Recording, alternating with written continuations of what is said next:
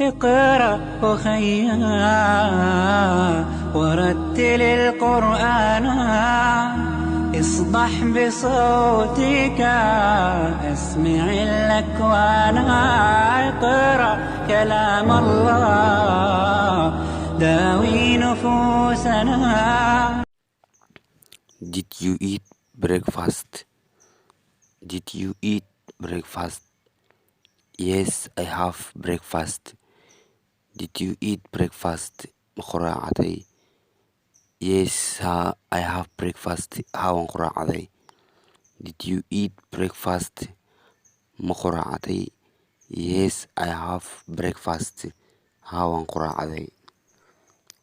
What do you want to do in your spare time? What do you want to do in your spare time? I wanted to learn English. I want to learn English. What do you want to do in your spare time? Maxaad qabataa waqtiga firaaqada? What do you want to do in your spare time? Maxaad qabataa waqtiga firaaqada? I want to learn English. I want to learn English. I want waxaan qabtaa to learn inaan barto Englishka, luqada Englishka. Do you have space?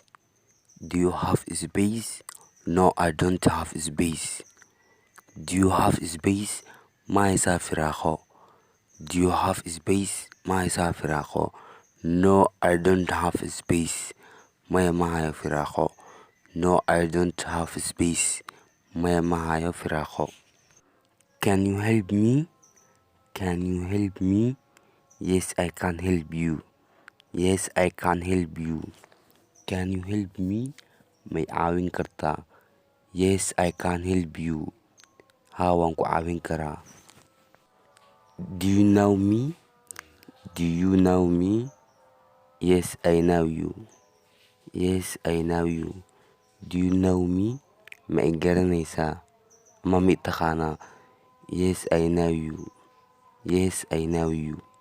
Waan ku garanayaa ama waan ku aqaanaa.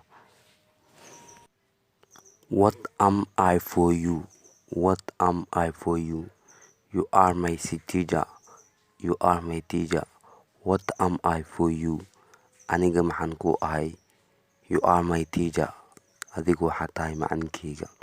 Okay, insha allahu tacaala maanta cashirkeena halan ayaan gabagabayneynaa.